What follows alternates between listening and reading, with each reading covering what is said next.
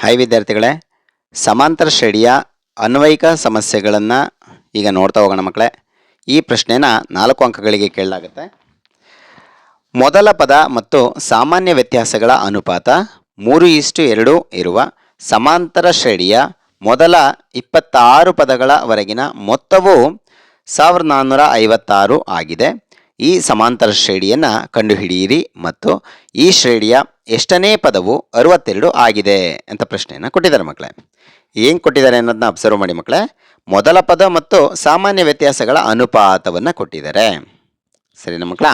ಅದರ ಜೊತೆಗೆ ಮೊದಲ 26 ಪದಗಳವರೆಗಿನ ಮೊತ್ತ ಎಷ್ಟು? 1456 ಅಂತ ಕೊಟ್ಟಿದ್ದಾರೆ ಮಕ್ಕಳೇ. ಈ ಎರಡು ಕಂಡೀಷನ್ಸ್ನ ತಗೊಂಡು ನಾವು ಸಾಲ್ವ್ ಮಾಡಬೇಕಾಗತ್ತೆ. ಅದಾದಮೇಲೆ ಸಮಾಂತರ ಶ್ರೇಣಿಯನ್ನು ಕಂಡುಹಿಡಿಯಬೇಕು. ಜೊತೆಗೆ ಎಷ್ಟನೇ ಪದ 62 ಆಗಿದೆ ಅಂದರೆ ನಾವು ಕಂಡುಹಿಡಿಯಬೇಕು, ಸರಿನಾ ಮಕ್ಕಳ? ನೋಡ್ತಾ ಹೋಗೋಣ. ಮೊದಲ ಪದ ಮತ್ತು ಸಾಮಾನ್ಯ ವ್ಯತ್ಯಾಸಗಳ ಅನುಪಾತವನ್ನು ನಾನು ಮೊದಲ ಪದ ಇಷ್ಟು ಸಾಮಾನ್ಯ ವ್ಯತ್ಯಾಸ ಅಂತ ಬರ್ಕೊಳ್ತೀನಿ. ಅವರೇ ಕೊಟ್ಟಿದ್ದಾರೆ 3:2 ಅಂತ. ಮೊದಲ ಪದವನ್ನು ನಾವು ಎ ಅಂತ ಸೂಚಿಸ್ಕೊಳ್ತೀವಿ ಸಮಾಂತರ ಶ್ರೇಣಿನಲ್ಲಿ. ಸಾಮಾನ್ಯ ವ್ಯತ್ಯಾಸವನ್ನು ಡಿ ಇಂದ ಸೂಚಿಸ್ಕೊಳ್ತೀವಿ. ಹಾಗಾಗಿ A:D ಅಂತ ಬರ್ಕೊಂಡಿದ್ದೀವಿ ಮಕ್ಕಳೇ. ಮೊದಲ ಪದವನ್ನು ಎ, ಸಾಮಾನ್ಯ ವ್ಯತ್ಯಾಸವನ್ನು ಡಿ. A:D = 3:2 ಅಂತ ಬರ್ಕೊಂಡಿದ್ದೀವಿ. A/D A:D ಇದನ್ನು ಅನುಪಾತದ ರೂಪದಲ್ಲಿ ಬರ್ಕೊಂಡ್ರೆ, ಅಂಶ ಮತ್ತು ಛೇದದ ರೂಪದಲ್ಲಿ ಬರ್ಕೊಂಡ್ರೆ A/D = 3/2 ಅಂತ ಬರ್ಕೊಳ್ತೀವಿ. ನಂತರ ಓರೆ ಗುಣಾಕಾರವನ್ನು ಮಾಡಿ ಮಕ್ಕಳೇ. ಎಗೆ 2 ಗುಣಿಸ್ಕೊಳ್ಳುತ್ತೆ, 2A ಆಗುತ್ತೆ. = 3ಕ್ಕೆ D ಗುಣಿಸ್ಕೊಳ್ಳುತ್ತೆ, 3D ಆಗುತ್ತೆ. ಎ ಪಕ್ಕದಲ್ಲಿ 2 ಗುಣಿಸ್ತಾ ಇರೋದ್ರಿಂದ 3ರ ಕಡೆ ಹೋಗಿ ಬಾಗಿಸುತ್ತೆ. So 3ಅನ್ನು ಬಾಗಿಸೋದ್ರಿಂದ A = 3/2. ಡಿಯನ್ನು ಹಾಗೆ ಬರ್ಕೊಂಡಿದ್ದೀವಿ.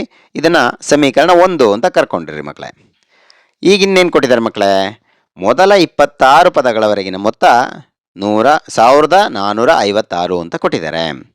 ಮೊದಲ 26 ಪದಗಳವರೆಗಿನ ಮೊತ್ತವನ್ನು ನಾನು S26 ಅಂತ ಬರ್ಕೊಳ್ತೀವಿ ಮಕ್ಕಳೇ. ಪದಗಳವರೆಗಿನ ಮೊತ್ತವನ್ನು SN ಅಂತಲೇ ಸೂಚಿಸುವಂಥದ್ದು.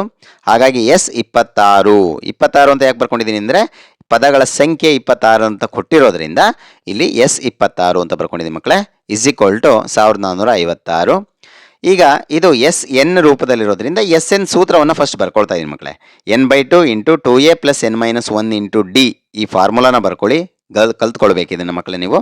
= 1456 ಬರ್ಕೊಂಡಿದ್ದೀನಿ. ಈಗ n ಇರೋ ಜಾಗದಲ್ಲಿ 26 ಅಂತ ಕೊಟ್ಟಿರೋದ್ರಿಂದ 26ನ ಸಬ್ಸ್ಟಿಟ್ಯೂಟ್ ಮಾಡಿ ಮಕ್ಕಳೇ. n ಅಂದರೆ 26 / 2 × 2.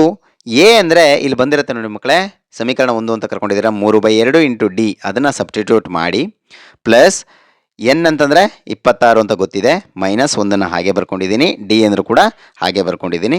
= 1456 ಕೂಡ ಹಾಗೆ ಬರ್ಕೊಂಡಿದ್ದೀನಿ. ಈಗ 2ರಿಂದ 26ನ ಡಿವೈಡ್ ಮಾಡಿ ಮಕ್ಕಳೇ, 13 ಬರುತ್ತೆ. ಇಂಟು ಇಲ್ಲಿ ನೋಡಿ ಮಕ್ಕಳೇ, 2 ಓರೆ ಗುಣಾಕಾರದಲ್ಲಿ ಅಂದರೆ ಛೇದದಲ್ಲಿದೆ, ಇಲ್ಲಿ ಅಂಶದಲ್ಲಿರೋದ್ರಿಂದ 2 ಕೂಡ ಕ್ಯಾನ್ಸಲ್ ಆಗುತ್ತೆ. ಉಳ್ಕೊಂಡಿದ್ದು 3D ಹಾಗೆ ಬರ್ಕೊಂಡಿದ್ದೀನಿ. ಪ್ಲಸ್ 26ರಲ್ಲಿ 1ನ್ನು ಕಳೆದಿದ್ದು 25D ಆಯಿತು. = 1456 ಆಯಿತು ಮಕ್ಕಳೇ. ಈಗ ಇಲ್ಲಿ 13 ಇದೆ, 13 ಇಲ್ಲಿ ಗುಣಿಸ್ತಾ ಇದೆ. ಇದನ್ನು 1456 ಕಡೆ ಕಳಿಸಿದ್ರೆ ಭಾಗಿಸುತ್ತಲ್ವ ಮಕ್ಕಳೇ? ಗುಣಿಸ್ತಾ ಇರೋದ್ರಿಂದ ಈಕ್ವಲ್ಸ್ನ ಆ ಕಡೆ ಕಳಿಸಿದ್ರೆ ಭಾಗಿಸುತ್ತೆ. ಸೊ 3D + 25Dನ ಹಾಗೆ ಅಂದರೆ 3D + 25D 2 ಸಜಾತಿಯ ಪದಗಳಲ್ವ ಮಕ್ಕಳೇ?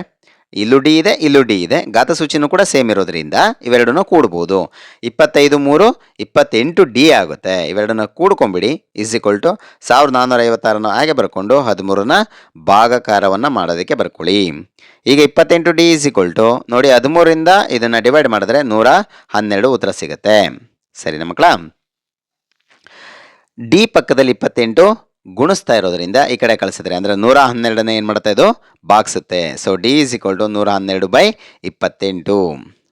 ನೋಡಿ, ಡಿ 28ರಿಂದ ನೀವು ಸಿಂಪ್ಲಿಫಿಕೇಶನ್ ಮಾಡ್ತಾ ಹೋಗಿ ಮಕ್ಕಳೇ. ಇವೆರಡೂ ಕೂಡ 2ರಿಂದ ಭಾಗ ಆಗ್ತಾ ಹೋಗ್ತವೆ. 1ರಿಂದ 1 ಡಿವೈಡ್ ಮಾಡ್ತಾ ಹೋಗಿ ಲಾಸ್ಟ್ ಆನ್ಸರ್ ನೀವು D = 4ನ್ನು ಪಡಿತೀರ ಮಕ್ಕಳೇ. ಈಗ ನಿಮಗೆ ಡಿ ವ್ಯಾಲ್ಯೂ ಬಂದಿದೆ. ಡಿ ವ್ಯಾಲ್ಯೂನ ಇಲ್ಲಿಗೆ ಹಾಕಿದ್ರೆ ಎ ವ್ಯಾಲ್ಯೂ ಬರುತ್ತಲ್ವ ಮಕ್ಕಳೇ?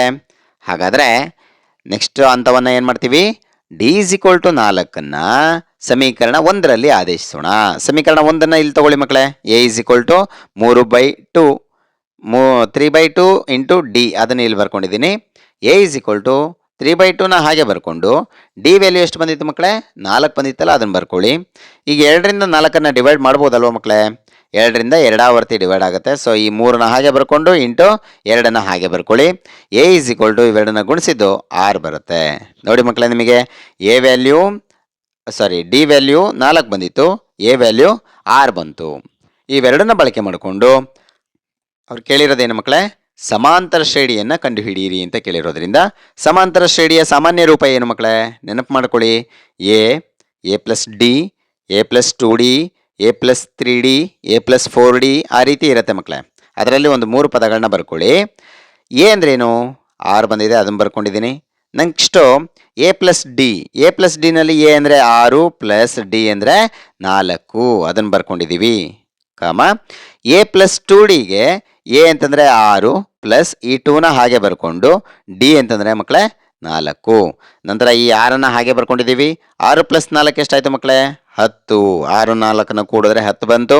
ನೆಕ್ಸ್ಟು 6 ಪ್ಲಸ್ 2 ಇಂಟು 4, ಇವೆರಡನ್ನ ಫಸ್ಟ್ ಮಾಡ್ಕೊಂಬಿಡಿ ಮಕ್ಕಳೇ. 4 2 8, 8ನ್ನು 6ಕ್ಕೆ ಸೇರಿಸಿ ಮಕ್ಕಳೇ. 8 6 14 ಆಗುತ್ತೆ. ಸೊ ಸಮಾಂತರ ಶ್ರೇಣಿ ಬಂತು ಮಕ್ಕಳೇ. ಅರ್ಥಮೆಟಿಕ್ ಪ್ರೋಗ್ರೆಷನ್ ಅಂತ ಕರೆಯೋದ್ರಿಂದ ಎ ಪಿ ಅಂತ ಸೂಚಿಸ್ಕೊಂಡಿದ್ದೀವಿ. A P is equal to 6 10 14 etcetera. ನಂತರ ಏನು ಕೊಟ್ಟಿದ್ದಾರೆ ಮಕ್ಕಳೇ? ಎಷ್ಟನೇ ಪದವು 62 ಆಗಿದೆ. ಎಷ್ಟು ಪದಗಳ ಮೊತ್ತ ಅಂತ ಕೇಳಿಲ್ಲ ಮಕ್ಕಳೇ, ಹುಷಾರು.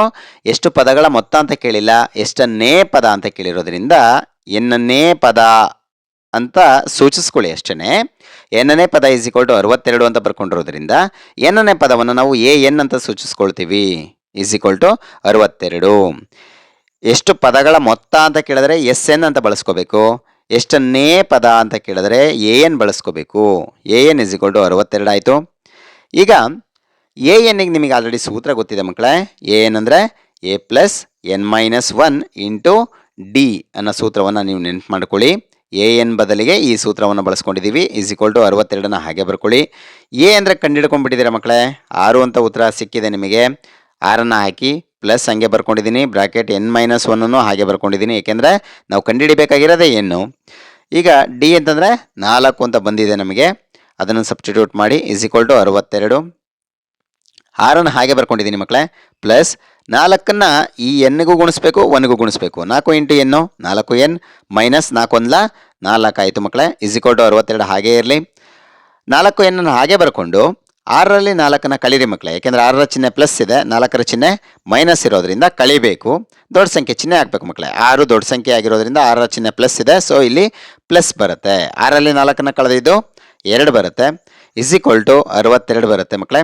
4 ಎನ್ನು ಮತ್ತೆ 2ನ್ನ ಕೂಡೋದಕ್ಕೆ ಬರೋದಿಲ್ಲ, ಯಾಕೆಂದರೆ ಇಲ್ಲಿ ಎನ್ ಇದೆ, ಇಲ್ಲಿ ಎನ್ ಇಲ್ಲ. ಹಾಗಾಗಿ ಇವು ವಿಜಾತಿಯ ಪದಗಳಾಗಿರೋದ್ರಿಂದ ಕೂಡೋ ಹಾಗಿಲ್ಲ. 4 ಎನ್ನು ಹಾಗೆ ಬರ್ಕೊಳ್ಳಿ. ಹಾಗಾದರೆ 2ನ್ನ ಈ ಕಡೆ ಕಳಿಸಿ ಮಕ್ಕಳೇ. 62ರ ಕಡೆ ಕಳಿಸಿದಾಗೆ ಪ್ಲಸ್ 2 ಇದ್ದಿದ್ದು ಮೈನಸ್ 2 ಆಗುತ್ತೆ. ಸೊ 62 ಮೈನಸ್ 2 ಆಗುತ್ತೆ. 4 ಎನ್ನು ಹಾಗೆ ಬರ್ಕೊಳ್ಳಿ. ಈಸ್ ಈಕ್ವಲ್ ಟು 62ರಲ್ಲಿ 2ನ್ನು ಕಳಿಬೇಕು. ಏಕೆಂದರೆ 62ರ ಚಿಹ್ನೆ ಪ್ಲಸ್ ಇದೆ, 2ರ ಚಿಹ್ನೆ ಮೈನಸ್ ಇದೆ. ಪ್ಲಸ್ಸು ಮೈನಸ್ ಇದ್ದರೆ ಏನು ಮಾಡ್ತೀವಿ? ಕಳಿತೀವಿ. ದೊಡ್ಡ ಸಂಖ್ಯೆ ಚಿಹ್ನೆ ಪ್ಲಸ್ ಆಗಿರೋದ್ರಿಂದ ಇಲ್ಲಿ ಪ್ಲಸ್ ಇದೆ ಮಕ್ಕಳೇ, ಬರ್ದಿಲ್ಲ, ಪ್ಲಸ್ಸೇ ಇರುತ್ತೆ. 62ರಲ್ಲಿ 2ನ್ನು ಕಳೆದಿದ್ದು 60 ಆಗುತ್ತೆ. ಎನ್ ಪಕ್ಕದಲ್ಲಿ 4 ಏನು ಮಾಡ್ತಾ ಇದೆ? ಗುಣಿಸ್ತಾ ಇದೆ. ಈ ಕಡೆ ಕಳಿಸಿದ್ರೆ ಬಾಕ್ಸುತ್ತೆ. N is equal to 60 divide by 4 ಅಂತ ಬರ್ಕೊಳ್ತೀವಿ. 4ರ ಮಗ್ಗಿನಲ್ಲಿ 60 ಬರುತ್ತೆ, ಅಂದರೆ ಡಿವೈಡ್ ಮಾಡ್ತಾ ಹೋಗಿ ಮಕ್ಕಳೇ. 4ರಿಂದ 4 1 4, ಇನ್ನೆರಡು ಉಳ್ಕೊಂತು 20 ಆಯಿತು. 4 5 20. ಸರಿನಾ ಮಕ್ಕಳ? ಎನ್ ಇಸ್ ಈಕ್ವಲ್ ಟು 15 ಬಂತು. ಅವ್ರು ಕೇಳಿರುವಂತಹ ಪ್ರಶ್ನೆಗೆ ಆನ್ಸರ್ ಸಿಕ್ತಲ್ವ ಮಕ್ಕಳೇ? 15ನೇ ಪದವು 62 ಆಗಿದೆ ಅಂತ ಬರೆದ್ರೆ ಮುಗೀತು ಮಕ್ಕಳೇ.